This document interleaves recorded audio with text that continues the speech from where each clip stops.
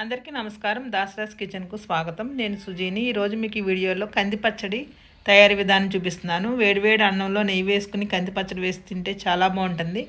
ఈ కంది పచ్చడి ఎలా తయారు చేసుకోవాలో ఇంకా వీడియోలో చూసేద్దాము. ముందుగా కందిపప్పు వేపేసి ఉంచుకోవాలి. కందిపప్పుని దోరగా వేపుకుని ఒక 2-3 గంటలు నానపెట్టుకోవాలి. ఒక కప్పు పచ్చి కొబ్బరి వేసుకోవాలి.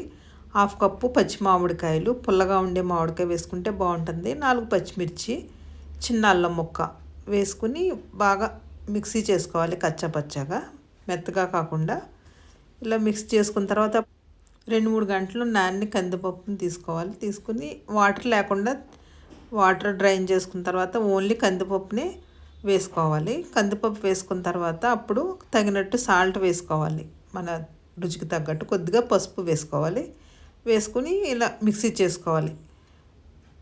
కోర్సుగా మిక్సీ చేసుకుంటే బాగుంటుంది. నెక్స్ట్ పోపు వేసేసుకోవడమే. ఆయిల్ సరిపడా ఆయిల్ వేసుకుని పోపు దినుసులు వేసుకోవాలి. జీలకర్ర, ఆవాలు, ఎండుమిర్చి, కరివేపాకు వేసుకోవాలి. నేను ఇందులో మినపప్పు, శనగపప్పు వేయట్లేదు. కావాలంటే వేసుకోవచ్చు.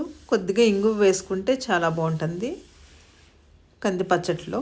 ఇలా ఇంగువ వేసుకుని అప్పుడు పోపు వేగిన తర్వాత అప్పుడు మనం రుబ్బి పెట్టుకున్న కంది పచ్చడి మిక్సీ వేసేసుకుని అంతా బాగా కలిసేటట్టు కలుపుకొని అంతా బాగా ఇలా కలుపుకోవాలి. పోపు అంతా పచ్చడికి పట్టేటట్టు ఇలా కలిపేసుకున్న తర్వాత ఒక 5 మినిట్స్ ఉంచి దించేసుకుంటే చాలా బాగుంటుంది.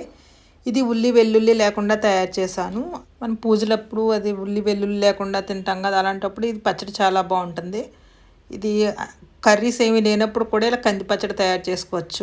పుల్లగా చాలా బాగుంటుంది మామిడికాయ వేయడం వల్ల. ఈ రెసిపీ నచ్చితే తప్పకుండా ట్రై చేయండి. మరిన్ని రెసిపీల కోసం మన ఛానల్ని సబ్స్క్రైబ్ చేయండి. Thank you for watching.